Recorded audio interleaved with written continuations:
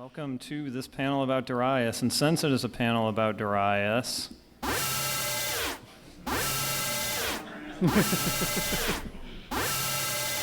All right. Yeah, we don't need to belabor that. All right, we'll do quick introductions first. I'm Kevin Bunch. I am a video game historian, mostly focused on Atari-related stuff and that early era. But I also love shooters, so I also love Darius. I'm Brian Clark, a translator. I run 1millionpower.com, where you can go to see a lot of cool stuff about Japanese games and Japanese rock music. I also love shooters, and Darius was one of the first games I 1cc'd. All right. So we're going to try and get through as many of the Darius games as we can. We almost certainly will not have time for all of them. And I think we both favor the earlier ones, so we'll be a little probably more weighted toward those than we will the later ones. So starting with Darius 1 then. The first thing you think of when you think about Darius 1 is the hardware, which you have a lovely picture of there, because it's a very impressive cabinet. A guy named Yukiharu Sambe led the team that designed this cabinet. He joined Taito in 1979. He was involved in a lot of Taito's 80s output and was sort of like a development sub-leader there. And he later went on to establish like their division that did karaoke machines and mobile games and things like that. He's still around as a technology advisor for them even now. But he helped design this cabinet. And what you're looking at here is basically 3 different 19-inch displays, though later versions downsized them to 15, with a middle one up top and facing downwards. Can kind of help you visualize this a little bit here. The left and right ones were housed at the bottom of the cabinet, as you can see there, and they have a highly reflective one-way mirror set at an angle that are used to project those upwards to make it look like 3 contiguous monitors going across the top, and kind of have the, in theory, have the illusion of them being seamlessly connected, even though almost certainly when you see a Darius cabinet today, the coloring and wear on the monitors is such to where you can very clearly tell where the line is. If you're lucky. If you're lucky, yeah. If they're not just completely broken, yeah. And another interesting thing is you can see that there's a seat in this cabinet here. And if you've ever experienced a Darius cabinet like this, you will immediately know that something is going on beneath your seat. And that's because there's a technology called Body Sonic, which was used for both this and for Darius 2 and the Ninja Warriors, since they all shared the same cabinet design, which basically they put a woofer under the seat. And the intention was just to have the player feel every vibration of the music and every vibration from the explosion that was happening as they went through the game. And it doesn't sound like a lot, but if you play on one of these cabinets, we did actually at a Japanese arcade, and it's absolutely the definitive way to play this game. It's transcendent. Like, it is. I thought Darius, this is a fine enough game, and then I played it with that, and I'm like, oh, I get it now. This is so much more interesting. And a little humorous little anecdote, the issue with this, at least right away, was that the arcade operator could turn up the sound settings as loud as they wanted to, which would cause heat problems. So there were all sorts of cases of amps breaking down due to this and power transistors just flying right off the board as a result. Another crazy thing about this is it had a headphone jack installed by default, which was not at all common for machines. And initially there were a lot of instances of players not necessarily plugging headphones into this, but rather cassette recorders, so they could get like analog recordings of the soundtrack to this game that you were hearing before the panel started here. And the configuration on this was just so complex that basically 3 engineers had to work on completely custom circuitry for this board alone. Yeah, and so Sanbei recalled that this game took about 2.5 years to develop. And at one point they had to start over from scratch because the initial hardware they were using was not powerful enough to push this game. It's multiple monitors. It's a lot of objects moving on screen that you have to keep track of. So the initial CPU could not process the graphics quickly enough along all 3 monitors, even with high-speed memory. So they ended up, in the final design, they had 2 68,000 32-bit CPUs running this thing, and the high-speed dual-port memory. So it was much more expensive to produce than they were originally anticipating, but cost was not considered a high priority for this particular project. Which is amazing when you think about it. Spend as much money as you want. Just make something great. Yeah, and this was an era where you had a lot of games, especially coming out of Sega, that were very deluxe. You know, Space Harrier had these like sit-down models. There was Hang On with the motorcycle that you could sit on. There was the sit-down Outrun cabinet, which outperformed Darius. Spoiler alert. Yeah, so Taito, they were doing their own thing, trying to make this sort of premium product. On the other hand, this made the machine extremely heavy and extremely unwieldy, even for an arcade cabinet. So, especially with these monitors in there, Ikeda, who owns the Japanese arcade Mikado, which has 2 locations in Tokyo. Did they ever get that 3rd one off the ground? The 3rd one is the Natsu Game Museum, which is like sub-branded Mikado. So Gotcha. Yeah, kind of. Yeah. So he remembered moving a cabinet around on some stairs, and they slammed it into a wall by accident and blew some of the wall's mortar off, which landed outside on a parked car. So. I feel bad for whoever's car that was. I hope they never figured out what caused it. So naturally, in the U.S., this was not going to fly. For one, U.S. Machines generally weren't sit-down style. So this was reworked into this particular format. It's a stand-up one. If you find a Darius cabinet in the U.S. today, which I know the Galloping Ghost in Chicago has one, and they might be it as far as public locations. The idea here was that they wanted something that could fit through, quote, any conventional store door, according to Taito U.S. sales manager Rick Ricchetti, who passed away a few years after this game came out. The monitors, they were these 15-inch flat prismatic ones that were designed by Wells Gardner, which was producing a lot of arcade monitors at the time and television sets. So you had this 45-inch image, similar to the Japanese units. So it debuted at U.S. trade shows like the AMOA in late 1986 to a great deal of fanfare. This was really being pushed hard. They got showed off at the American Coin Machine Expo early 87. It was considered at that point ideal for dedicated arcades. And we'll get into how that panned out for it in a minute. But I will talk a little about how the game itself plays. So it's a horizontal shooter. You've seen one of these things. You're probably kind of familiar with it. You have to dodge scenery and shoot enemies and not get shot. In this particular case, you have separate buttons. One controls your standard shot, which starts off as missiles and upgrades into lasers, into a wave beam. And then you have another button for your bombs, which, as you can see, just sort of drop along. And these can be upgraded, including, as you see, there's a shield, and that's called the ARM power-up, short for armor. You collect about 7 of each individual power-up, and it will upgrade or evolve your weapon into the next bracket, which is kind of helpful in terms of making it through the game, because once it's evolved, that becomes the new floor that you're at if you die. Mm-hmm. So if you upgrade your missiles to a laser and you die, you start off as a laser, no matter how far along you are on the laser track at that point. So you don't have to start back from 0, so that's kind of nice. The other big thing it does is it has branching paths. So when you finish a stage and you fight the boss, you have an option to go an upper route and a lower route, and if you're not careful, you'll crash into the scenery in the middle. That happened to me. This is the only game in the series that does that, too. Thank God they got rid of it after this. Yeah, it's not great. But yeah, you saw that big triangle. That was all the different stages and all the different routes you can take through it.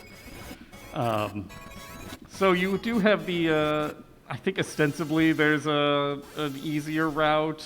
There are better routes for going for high scores, better routes for survival. You can find information about that online Yeah. pretty readily. You can also play this 2-player simultaneous.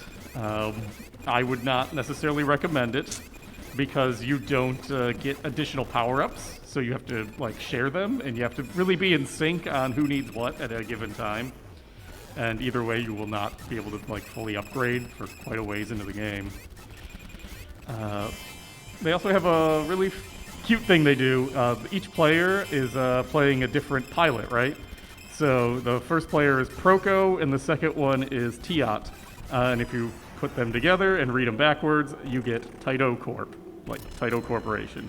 Really, really clever. They were really trying.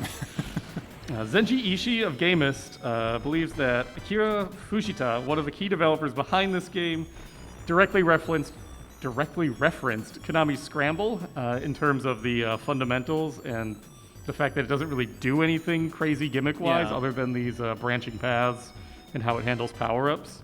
And I think that's fair. If you've ever played Scramble, the way the missiles work is very reminiscent to how they work in this game. You have no bomb to get you out of horrible situations and that sort of thing. Yeah, you don't really get a panic button. You get you get the shield, which is really nice, and as you upgrade it, you get more and more layers to it, which thank God, because at least one boss you really need that. We'll get there. Yeah, it's a very weird experience. It's ethereal, otherworldly, the way that it all comes together. It's got like this weird aquatic theming to it. Yeah, and a huge part of that is you can kind of, I have it turned down a bit now, but as you could kind of hear before the panel, is the music. The music is very, maybe not something you would just listen to on its own outside of the game, I guess, depending on what your taste is, but the main composer was Hisayoshi Ogura, also known as OGR. You'll see him credited as that a lot.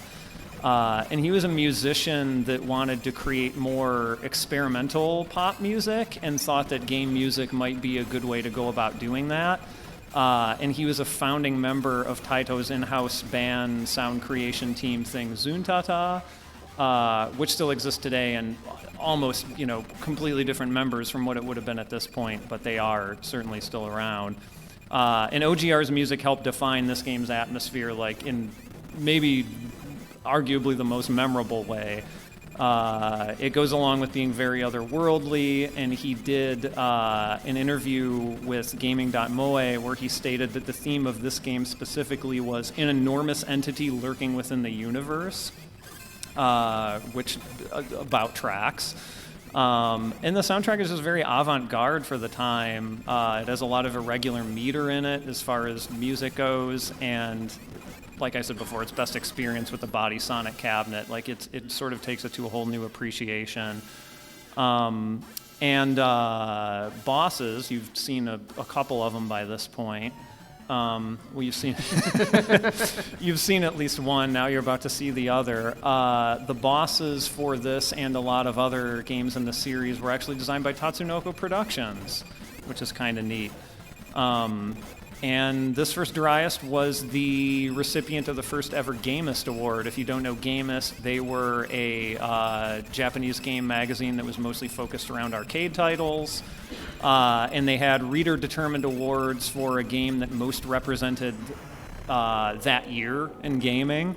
And Gamist staff did not expect Darius to win versus titles more impressive, maybe, arcade titles like Sega's Afterburner 2, but readers really got into it. And Zenji Ishii, who we mentioned, who was a editor at Gamist, who wrote all the strategy coverage for Darius, was like the top player in Japan for Darius at the time. So this is all very funny that it won that award because there's a fair bit of disagreement among Japanese game industry folks about how well this game actually did on the market. So Zenji Ishii felt that it just about all the versions did pretty well for themselves, whereas Ikeda from Mikado, he said that he thought it underperformed and quickly was replaced by Ninja Warriors in a lot of arcades, which, in the U.S., the experience was not too far off. It debuted at number 2 on Replay Magazine, which was the industry trade for one of the industry trades for the coin-op cover industry. back here for it. the ridiculous spacesuits. I love it. It's quite an image. It's so dorky. But yeah, debuted at number 2 on their best new uprights listing. It had a fairly small distribution rate. 4% of all polled operators had it. And it rose up to 6.5% before the magazine stopped tracking this particular game. And it had a very respectable 8 out of 10 on their earnings chart. Their earnings rating, I should say, which is sort of a scale on like, okay, how much money was this actually bringing in for the locations that it's at? So it wasn't super popular. So it wasn't super popular to buy, but it seemed to do pretty okay where it actually showed up. And despite all of this fanfare for its debut, it doesn't appear to have been little more than a blip in the year that it had to compete in. 'Cause you had games like, again, Outrun came out at this point. And you had Afterburner 2. So these were heavy competition. hitters. And shooters, I think in general, were just never quite as popular in the U.S. And I think that also didn't really work for Darius very well. So by a year later, this game initially retailed for $5,000 to operators. About a year later, it was selling a discounted price of $1,800. So that's a pretty big drop. And there were 3 different versions of this game, and I'm going to let you kick that off. Sure. We'll get through this a little bit quick so we don't sit here on the details too much. So there was the game you're looking at in the playthrough right now is the old version, which was the original version of the game. It is, I feel like, a lot of people's favorite, but its big issue is that when you power up, if you notice, you will not see me go past this triple red power shot that I have, because if you go to the laser wave beam, it makes no sense unless you're going for a challenge run, because the properties of it just do so much less damage. The laser does go through enemies and the wave goes through walls, but the laser fires too slow and can't cause nearly the same amount of damage that this powered up triple shot can. And when you get to this game's big wall, which is the boss after this, Fatty Glutton, he's a big tuna. He's difficult enough as it is, but if you have a laser and you don't know what you're doing, you ostensibly have no chance. And rank also goes up quite a bit as you power up, so if you're smart, you'll get your missiles to the highest level of this bar, or close to, like I am here. I generally step myself back a couple just so I don't accidentally pick mine up and make myself go onto the laser and get everything else high up. And that's really how you get through old version. But some people don't like it because they want to be able to power up fully and whatnot. So the versions we're covering now, we'll kind of get into how they address that. I will say that I'm not sure that any of the other versions came out in the overseas. Yeah, I'm not sure that they did but either. They did come out in Japan. You can find them occasionally in Japanese arcades. So the next one is known as the new version. This is the one nobody plays. It's mostly bug fixes. The rank doesn't go up quite as quickly, so like the game doesn't get as difficult as quickly as it does. The wave is beefed up, so it's a little more effective for killing things, but the laser still sucks, which means that if you power up to laser before fighting Fatty Glutton, you're screwed. And if you try to power it up after fighting Fatty Glutton, you might not make it to wave, because... So what problems did it really fix? Who knows? Yeah. So they did change how power-ups were distributed a little bit, so probably trying to address that, but yeah, no one really plays this one. They sort of jump right past it to the third version of this and the final version. Yeah, which is extra version, which you will see around periodically. And Zenji Ishii actually, from Gamist, actually consulted to help create this version, so they brought in sort of someone from the outside.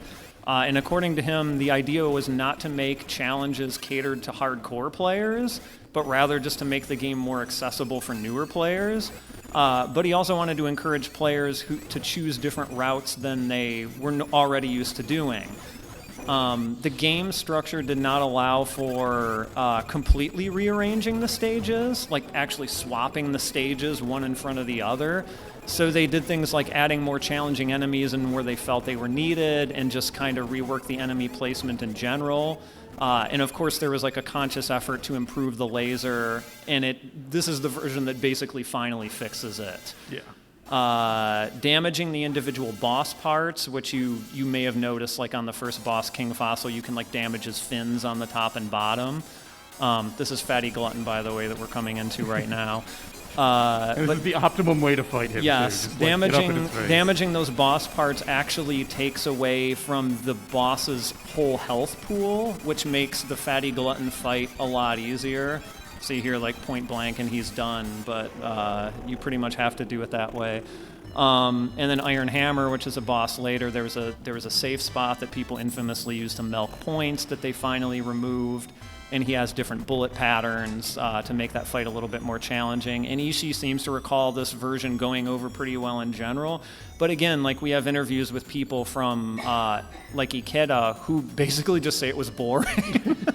And in general, it just seems like people played the old version over anything else. It's like fighting games. People want to play the busted stuff. Yeah, exactly. They don't want it fair. Balance. We don't want balance. So Darius got ported to a million different platforms because it was Taito's big game at the time. And I think the first one up, at least the first one on our list, is Super Darius that was on the PC Engine CD-ROM. Did not come into the US, as far as I'm aware. There was also Darius Plus, which was on just the regular PC Engine. Yep. It's not a disc version. They're more or less the same. They both reduce things down to a single screen because it's a home port. All of these do that. So they look good. They sound pretty good, especially the CD-ROM version because they can just pull the music from the arcade game.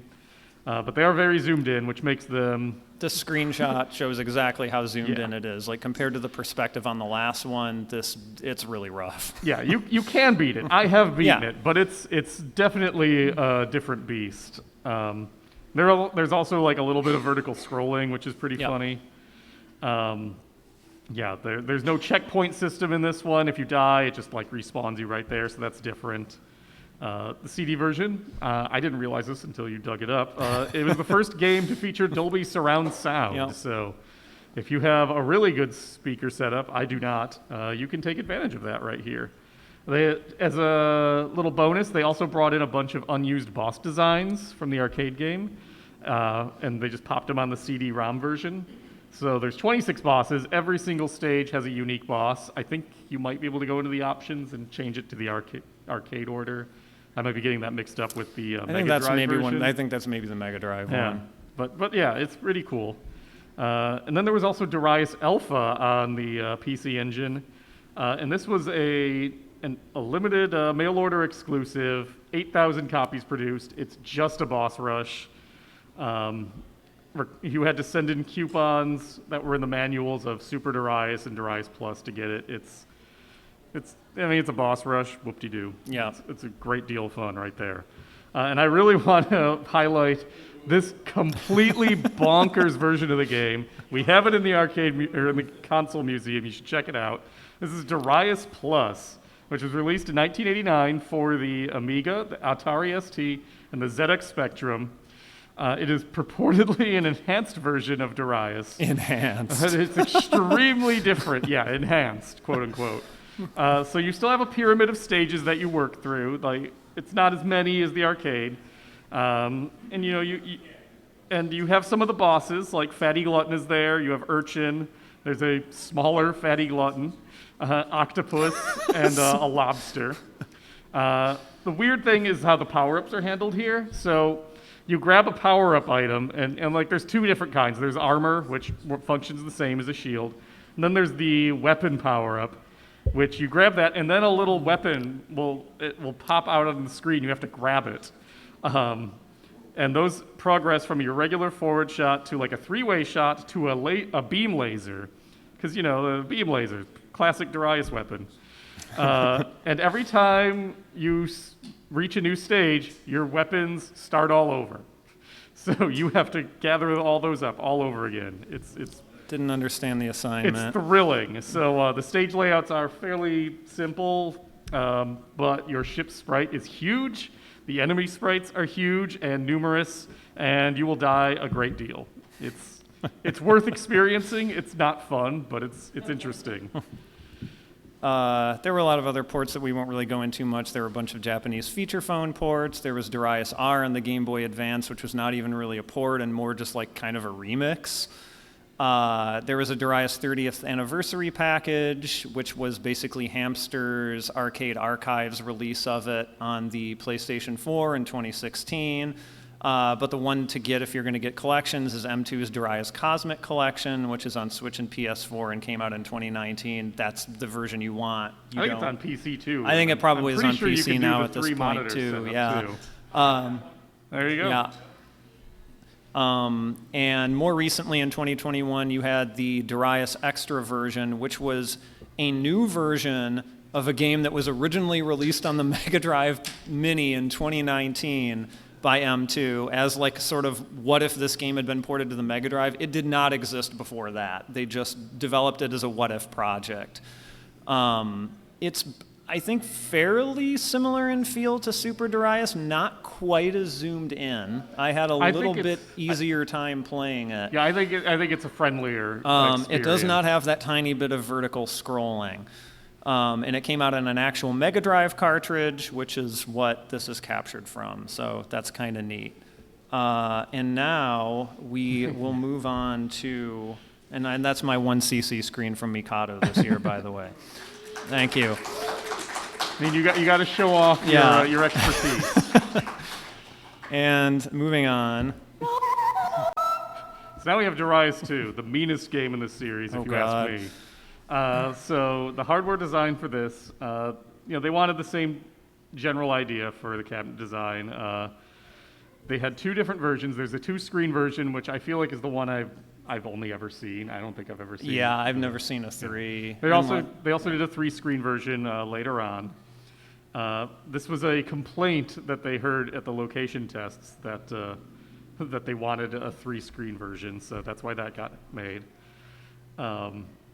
They had to make subtle tweaks to the game once they did the 3-screen version, which is more difficult because the number of shots you can have on screen, they are tuned for 2 screens, which means you cannot fire as many on screen at the time in the 3-screen version. So it's a little bit of hell. And the thing you're looking at on screen here right now, real quick, I didn't want to just show the same cabinet again. So this is like this weird Frankenstein setup that they have at Hey, the arcade called Hey in Japan, which I think it's run by Taito. So it is run by Taito, but it's just weird that they did this, that they have it up on like these digital.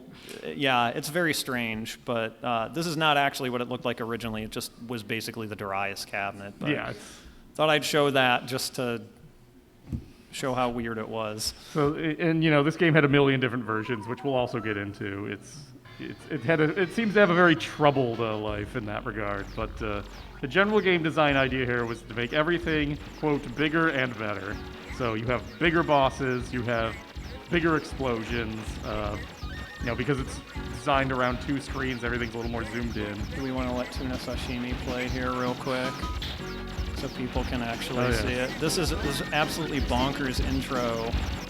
I always wanted a thing called tuna sashimi. There you go. There you go. You're fighting a lot of seafood. I guess it makes some sense.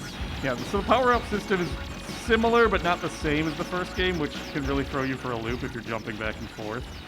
So you have your missile still, you have your bomb, and your armor shield as well. You now also have the laser, which I believe is the orange power-up and not just the red, green, and blue.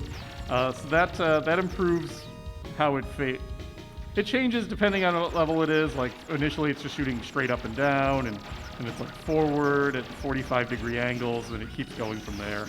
You'll see it at various points. This footage is much more edited together because I'm not nearly as good at Darius 2, so... No one's good at Darius 2. This game is really mean. And that's a large part of that is because of this power-up system. So it's no longer like tiered. So now your weapons visibly improve each time you collect a power-up. But this also means that when you die, you start over from scratch. Yeah. Which makes this game extremely difficult to come back from. Almost impossible if you died anywhere past like the first stage, because there's not that many power-ups in the game. So like if you die once near the end, you might as well just quit. You are not making it through. Yeah, and that also means that your shield is a lot more precious than it is in the first game. Yeah. Because God help you. Oh yeah, so now there's like these little things that show up every so often. If you blow them up, Yeah. they do a shitload of damage. Pardon my French. And that Yeah, and I mean, this was sort of an era of difficult shooting games. Like you had R-Type 2 and things like that around then, so it was a little bit in the water, but this is... Gradius 3. It's stupidly difficult. Easily the hardest entry in the series, I think, even on the easiest routes. You saw how King Fossil came up kind of in the middle of the level there. This is the first game, though, that introduced what they call captains, which will be different things later, but are just mid-bosses in each level in this. And they're all bosses from the previous games. So if you had trouble with Fatty Glutton in the first one, Fatty Glutton is an absolute pushover in this, and you can make him eat shit, basically. It's very satisfying. And OGR is back for the soundtrack. Of course, it's not quite as trippy or ephemeral this time around, but neither really is the game. It's a great soundtrack. It's a great really soundtrack, though. It's a much easier listen outside the game, and they're probably the catchiest songs that Ogreda's ever written, And I feel like. And they do interesting stuff with the sound design, like in the last stage of the game. I don't know that you have any footage of it, but the first 45 seconds of the stage is just the music. I do which, have that in here. You know, yeah. on one hand, it's hell to play because you have no sound cues, but it's so cool and atmospheric. I can try and find it here real quick, maybe. Here's my Yamato battle. But Yeah, I'll let it go here. Keep So, going. yeah, basically, the director didn't really want to work on this initially because of the size of the project, and people saw fit to give him all sorts of suggestions. Like it's boring having fish bosses. You shouldn't have fish bosses. Make them vegetables.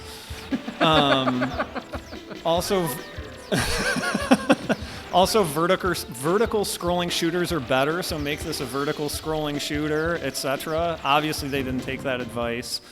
And there was a huge appetite from it, from the location test phase. According to Fujiwara, who was the director, they did a location test at Rosa Kaikon and Ikebukuro, and there were fans already in the building before them, even before the place opened. He had no idea how they got in, but they were hiding behind pillars. And when it opened, they made a beeline for Darius 2, like, immediately. And I think the reason it ended up being as difficult as it did is because the difficulty was raised after each location test for fear of the playtime being too long, which is like the perennial arcade fear. And because it wouldn't bring in as much money there, right? So just trying to balance the game between like the general public and hardcore players is, I think, really what absolutely shot the difficulty through the roof. especially when the hardcore players were the ones that showed up for the location test, apparently. And at the ending, I don't have footage of it here, but the ending of the game infamously says Darius 3 coming next year in the end credits. There still hasn't been a Darius 3, and it's been a long time since then. Technically. And this was just done because of how cool the developers thought it was that the movie Superman ended saying that Superman 2 was coming next year in the credits, and they just wanted to do something similar. I guess there were proposals put together for Darius 3 various times, but it never really got further than that. And the game debuted at the JAMA trade show in October '89, where the Western press mentioned the joins between the screens were smoother than its predecessors, which I guess went over well. But regardless, I mean, there's not a lot of people who really play this game, especially compared to the first one. So. And this one, unlike the first game, which had your different like revisions, this one had a pretty dramatic revision. Like there's the 3-screen version, yes, and there's also Sagaya, which is a single-screen version of Darius 2 for the overseas market. This does not include the U.S. I shall point this out, and we'll get to that in a minute. The team was told that the Darius games were too long and that they needed to end after 5 stages. So a programmer named Tatsuo Nakamura handled all of the changes for this version almost single-handedly, doing this by himself. So there's a ton of differences. The stages are a lot shorter. There's a lot fewer of them. The bosses all have a lot less health. So it is sort of easier. It's still extremely difficult. Like I'm not going to sugarcoat it and say that this is going to be a cakewalk, but it's more manageable. As far as I can tell, this was only distributed in Europe. So I was digging into this in the American coin-op trades. There is no sign of Darius 2 or Sagaya after that initial mention in the JAMA thing, except for whenever they're referencing that it's popular in Japan. So if you look online, the flyer and the service manuals that are scanned online, they're from the UK market. So, and what's more is that the original request for this game came from Taito's European operation. So I think this is a Europe exclusive, probably showed up in other parts of the world, but any copies of this that ended up in the US were probably gray market imports. There is one of Darius 2. I don't think it's Sagaya, I think it's Darius 2, at the Galloping Ghost arcade in Chicago. Yep. It's in a custom cabinet, so if you see it, don't be shocked. It's something that Doc Mack had put together. And he said on a Facebook post that it took him several years to find this game. So Darius 2 does not appear to be particularly easy to come by. What much easier to come by are the home ports of this game. And there's a few that I really want to point out. There was the Sega Mega Drive / Genesis version. Came out in 1990/91, depending on your region. This was developed internally at Taito. And in a lot of ways, this is sort of the friendliest way to play Sagaya or Darius 2. It's sort of a remix. It's a little easier. They toned down the difficulty and changed out the format and the levels for the single screen. It does have the penalties to your power levels, much like the arcade game, except they have a difference between Proco and Tiot in the home version, where Tiot does not lose her power levels on death, and therefore the game is significantly easier to get through. I can beat it with Tiot. I've never beaten it with Proco, but I've come close. And then there's also the Sega Master System port, which I'll point out, all of these are also available in the Game Museum. You can check them out, and you should, because this one is shockingly impressive. This came out in Europe, Brazil, and Australia in 1992. It was developed by Natsume. You know them from probably RPGs mostly, but they also made Sagaya on the Master System. So this is really cut down, even more so than Sagaya in general. So there's very much fewer stages, a lot of cut content, but the core game is still there. You still have the bosses, you still have the captains. The bosses are huge. The screen blacks out.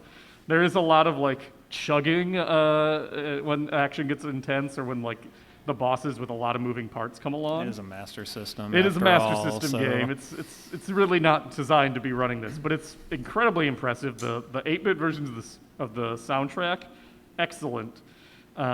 You can pick Proco and Tiot again. The only difference between the two is that Tiot's bottom level floor for her power-ups is one level above Proco, so it's a little easier to come back when you die. In exchange, she has to fight a more difficult boss, I feel on stage 5. So Proco fights Yamato, which is this weird hermit crab that has the battleship Yamato on its back. It's kind of wild. She fights Ladane, which is what is it, a sea urchin with bunch of cannons and shoots needles at you, and it tries to crush you. It's a pain in the ass. And then finally, PC Engine CD-ROM got Super Darius 2 in 1993.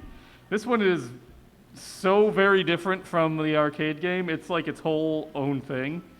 Has new bosses, a completely redone soundtrack by T's Music, Redbook Audio, because it's a PC Engine game. Pop that in your CD player in your car. Go nuts. It's also super zoomed in, but it's pretty cool. Yeah.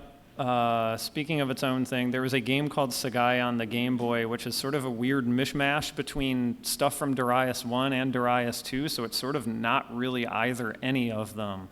Most of the bosses actually come from the first game, and most of the music comes from the first game, but I put it in here just because it's called Sagaya, so where else not? Is it going to go? Darius 2 had a Saturn port, which is really pretty good. It has some hitbox bugs. You can zoom the screen in and out on the fly with trigger buttons, decent port. It was in the Taito Memories collection in Japan. It's also on the Darius Cosmic collection, and it's on, most recently, Taito Milestones 2 on the Switch actually features the 3-monitor version, which everything up until now was just the 2-monitor version. Which they also just released separately on Arcade Yes, Archive. they if you did just release want it to buy separately Darius 2. also. Okay. We have 20 minutes left. I Yes, think we'll get this through Gaiden. will probably and, be our final game coming up here for the last one. maybe here. we'll get to G Darius yeah, if we're lucky. but this is This one I feel like a lot of people of really people's like. favorites. Is there anybody's favorite here? Gaiden? Yeah, I figured. There you go. Yep, okay. yep. So this is the first, well, it's not the first single-screen Darius game if you don't count Sagaya, but it's the first one designed for a single screen from the get-go. It runs on a Taito F3 board, which was sort of their big answer to the Neo Geo at the time. Like, here's the main board, you can swap out which game you're running. So that makes it extremely beautiful. The F3 is a great game for these sort of sprite-based titles. The game was done by a team of young, fairly inexperienced programmers, so it had much more of a relaxed development cycle, which is probably why it feels pretty fresh compared to the older ones. It's not really, it doesn't really have the same sort of, what's the word I'm looking for? It has the legacy, but it doesn't have the baggage. Yeah, it feels more like a modern Yeah. shooter at that point. Because they didn't have the multiple screens, they had a bit of an inferiority complex in the way they balanced that out in their own minds, because they threw in a ton of variety between all the stages. So it sort of matches some of the modern trends at the time. There's one button for your attack that covers both the shooting and the bomb, which honestly, smart move. Yeah. And your other button is used for an actual bomb, which Darius did not have before this point, as you know. The black hole bomb, which is sort of this screen-filling explosion. Sorry, you won't see it in my playthrough for a while. Yeah, so this had different. This goes through different phases, but yeah. Yeah. So you power up your missile, your bomb, and your black hole bomb at this point, and your armor, of course. Your armor is back. Yeah. And unlike the other games, death pretty much only downgrades you to the first iteration of your previous level, sort of similar to Darius 1, but with more levels. So it feels like you take a little bit less of a hit on dying, which makes this game probably the most recoverable from death out of all of them. I think that's why it's fairly well done. And the black hole bomb was actually partially put in to satisfy people in the company who were asking this again to be a vertical shooter. I don't think anyone asked for vegetables this time, but they were still asking for it to be a vertical shooter. Since bombs were typically found in vertical shooters than they were in horizontals, and just for gameplay accessibility stuff in general. You saw one of them get captured earlier, but the captains are back. This time they are not only as hard to defeat as they were in Darius 2, but you can also capture them and have them join you to do damage if you damage like them. a little orb. Yes, the orb. And if you use quarter circle style Street Fighter 2 commands, some of them will even do special moves. Because that was really in the zeitgeist at the time. Yep. All sorts of games had Street Yep. Fighter moves for some reason. You and the captains make it happen. The game has built-in auto fire. It's not super fast, but it is some kind of auto fire.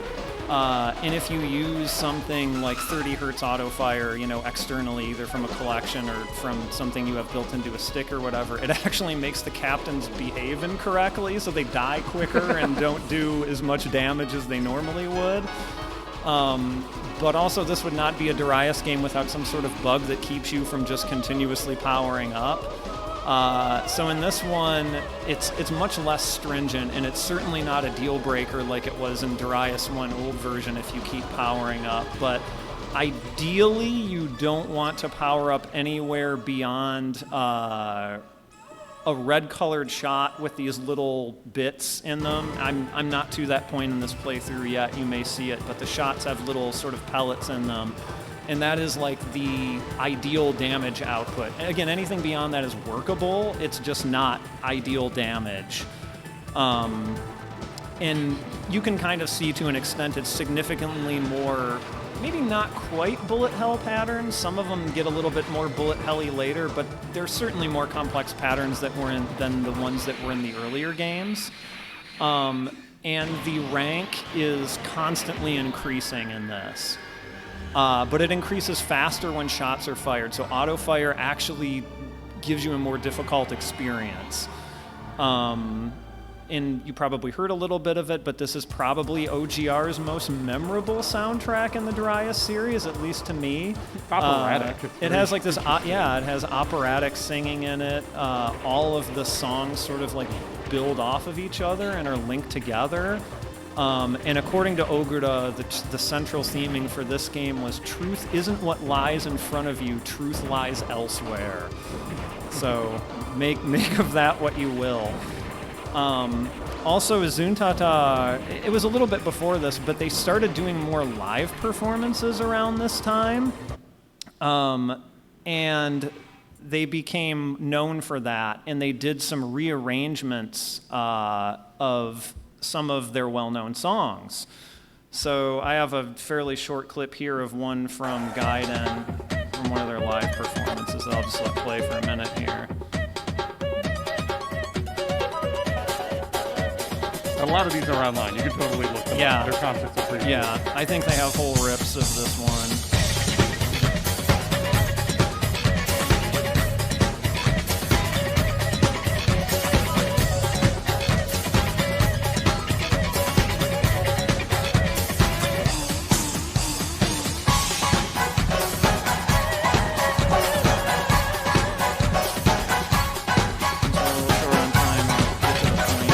Imagine fighting a boss to this, and that's Darius Gaiden.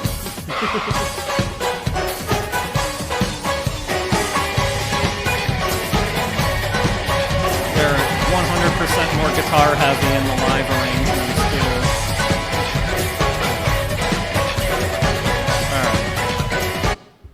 All right. Okay. Get Zuntata for MAGFest 2025. God, please, please. Basically, they had to really dig deep in the well for sea life bosses in this one, since a lot of them have been used. So they claim to have bought Laserdisc documentaries on deep sea life to get more ideas for the bosses in this one. So remember how we talked earlier how there's been no Darius 3, and tell that to Taito's North American branch, because when they showed this off at the AMOA in 1994, they debuted it as Darius 3, which is interesting because Darius 2 never came out in the US, but they just skipped right over that. They advertised it as being available for Taito's CyberScore system, which is the extremely 90s American name for the F3 system in the US. It seems to have debuted in November '94, about 2 months after it came out in Japan. I couldn't really find much about how it did. I mean, I don't know how huge any of the F3 games were in the States, but it was certainly available. I don't even think they did any changes to the actual game for it.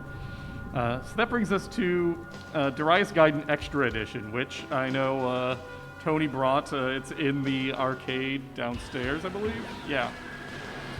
This is a very strange version of the game. There's not a lot of information on it in the English web, so we had to dig deep. So this was believed to have been released just a couple of months after the initial game, and there was a lot of mystery around it. It was extremely rare. It was unclear whether or not this was an official Taito product or if it was like a fan-made hack. Some felt that this was like based on an early version of the game that had been shown off and location tested. The big differences here is that it rearranges the stage order of the original game. It remixes all the bosses and enemies to some extent. It has its own 30 Hz auto fire built in. And if you start it on the second player side, you start a version of the game that plays through every single stage in alphabetical order. So it's extremely long. I think it takes well over an hour to finish it if you try that. And it's crazy because no one, like, when you play Darius, you learn a route, right? Nobody knows how to fight every single boss. That's nuts. But here's your crazy opportunity. So this game has been floating around online for a long time. There are, I think, mostly bootleg boards that are floating around as well. In 2015, Famitsu, the Japanese video game, I think it's bi-weekly at this point. I think so. They posted an article about an industry event / tournament that was held at Makuhari Messe from January 31st to February 1st of that year, called Tokaigi 2015. In the article, they mentioned that this was, they mentioned the original Extra Edition was not an official product, but as of that event, Taito was officially recognizing it as like a real Darius Gaiden thing. They did not explain anything beyond that, so we had to dig in a little further. So if you're familiar at all with the Taito Egret 2 Mini, which is their little mini arcade machine that came out a few years ago, the Japanese website Game Watch, they did an interview with Taito staff Tetsuo Egawa and Takahiro Fujiwara. They were sort of the leads on the Mini. They revealed that Darius Gaiden Extra was a variant of Gaiden that had been developed internally, location tested, but then canceled afterwards.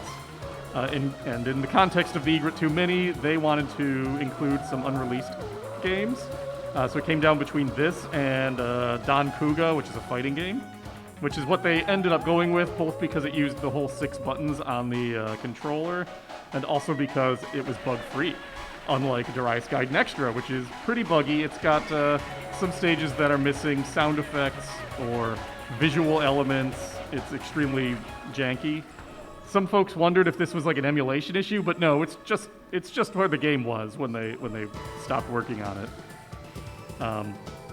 So based on this discussion, the extant boards that originally got out probably were swiped either internally from Taito or from one of these location tests and surreptitiously sold or copied. One last fun little thing is that according to an anonymous member of the Japanese Game Preservation Society, which is the sort of the game preservation organization, nonprofit in Japan, they have a lot of links with industry folks, and they mentioned that much like Rainbow Islands EX, it was a customized version of the game developed just for internal use and was never intended to come out publicly. So take from that what you will. That's everything on the web about Darius Gaiden Extra. Yeah. Regular Darius Gaiden had some ports. By this point, it was much more common for our ports to be at least reasonably close to arcade perfect, so there aren't an absolute ton of them like there were with 1 and 2. Saturn had one which had a little more slowdown than the original, but better auto fire, which up until some of the collections, this was pretty much considered to be the way to go. PlayStation had one that had a lot more slowdown and general jerkiness, but had like some kind of crazy CG intro. And it was on a Taito Memories collection on PS2, and it's also on Darius Cosmic, which again, that's how you should just play it. And because Darius Gaiden Extra is so buggy, that has never been ported anywhere. Like Taito they didn't patch it into that collection, the cowards, even after they acknowledged it as a sort of official product. Maybe version 3, they'll finally fix it and put it out. So we do have a couple minutes left. Do you want to try and get through a bit of G Darius, or do we want to do Q&A? How are people Does feeling? Anybody even have G Darius? Okay. The people have spoken. All right, G Darius. This is another single screen game. There was interest in making this a 2-screen game, but they didn't really have the time to figure that out with the hardware that they had to work with. It uses the FX system, which is Taito's hybrid PS1-based arcade hardware. It was a choice between this and Sega's STV, which was their Saturn equivalent. So apparently Ken Kutaragi paid Taito a visit. I love this. And the decision was made. Kutaragi strong-armed them into it going on the PlayStation. Yep, which is why the PlayStation port is pretty good. So this was the first Darius game to use 3D models, and it was originally called CG Darius. A 3D CG horizontal shooter, fairly uncharted territory at this point. It was like this and Raystorm was the one that was being developed at the same time. Which will come up in a little bit. The power-ups work a lot like the original Darius. You have missile bomb and armor. The ship retains its power level when dying, only when it's upgraded to another level, sort of like the first game. There is a new capture mechanic, so that's sort of the key thing. You see the little orbs in the corner. They pulled the capture captain option from Gaiden and made it so you can just use those orbs to capture anything. You can capture any of these little popcorn enemies. Or you can capture mid-bosses. You cannot capture bosses. Right, unfortunately. They'll just bounce off of those. Once you get these, they all have different abilities. They all have different shot patterns. So knowing what enemy to grab and when to cast them loose to die is important. Because you can sacrifice them to basically be a bomb or to fire it off as a laser beam. It's kind of neat. And bosses fire off their own laser beams, so you can use that sort of counter them, get a bunch of points. This idea came from a tokusatsu TV show. They would not identify which one. No. So use your imaginations, or tokusatsu experts. You can So many maybe beams. you can figure it out. It could be any of them. Yeah. The beam is not balanced around auto fire, but rather, quote, how fast the worst person on staff at shooting games could match. So there you go. And Ogreda's back on the soundtrack for this one, of course. This is the last Darius game he did like the full soundtrack for, as opposed to just contributed. I feel like it's the weirdest of the bunch, especially since his concepts, when he was really into mixing in non-musical noise for this. So he picked things like traffic lights that he kind of did samples of for some of the songs, and like a lot of it was themed around the idea of like a chimera, like, you know, a being that exists as a combination of creatures, and like how inherently tragic the concept of that is, which is some real thinking. But like Kevin mentioned, Raystorm was being worked on around the same time, and the teams sat next to each other at Taito, so G. Darius took a lot of influence from Raystorm. I think it's better than Raystorm. I think it's better than Raystorm too. And there was a lot of interest from management in the idea of shooting into the screen, whatever that means, and doing more like depth of field stuff just with the Z-axis. But that idea was abandoned for just fear of straying too far from what a traditional shooting game is and just inventing some weird thing that nobody actually understood how to play. It's widely thought as the easiest Darius game, at least up until this particular point. But maybe that's not a bad thing, at least with, you know, some of the stuff we've been dealing with up until now. The parts where the ship turns to face the other direction, like you saw in that boss fight, were absolutely inspired by the same thing happening in Darius 2. And there was no Western arcade release of this. It was Japan only. Like Darius 2. I don't have any visual aid for it, but there was also a G Darius version 2, which exists because the sales department wanted them to create an extremely difficult version of G Darius, but the person who wanted it left mid-project. So the next manager wanted to use it for a score attack event for Gamist magazine, and Zenji Ishii, our favorite editor, told them that he thought it turned out really well, but then again, this is the guy who is like the country's top player in Darius 1, so who knows. In general, they just sort of increased the difficulty and the general speed of the game, and they noted they didn't have as much time for implementation as they would have liked, so it feels like they view it as somewhat of an incomplete product, but it was patched into the Darius Cosmic Revelation, not the other one, but Revelation, the one that was released in 2021. And it also had that PS1 port, which was generally considered very good, apart from a little bit of like general PS1 load time. It also includes its own auto fire button, which is pretty nice. We have 2 minutes. I don't think we're going to get to Darius We'll Burst. just acknowledge that there is a game called Darius Burst. And it has the most complicated history. That came out. There's no shade against Darius Burst. It's just time. There are a couple things I want to show here real quick, though. This is from a Zuntata Live. There was going to be an Xbox 360 port of it that never manifested, and this is the nickname or the code names for all of them. And 360. there was also a sort of arcade community that built up behind this, and I got this is adorable. Two people who got married over, meeting each other from playing Darius Burst had this at their wedding party. It's a neat game. Yeah. I feel like you can find this one around American arcades surprisingly often for being something that I think was only like Japan exclusive. No, I think they sent some over here as well. Well, they didn't translate it. Yeah, they didn't I don't think they translated it, but this has all sorts of ports and everything like that too. So that takes us to the conclusion here, and I put this with I think maybe the most appropriate quote we could have from Ogrida: Darius is a deep game. In more ways than one.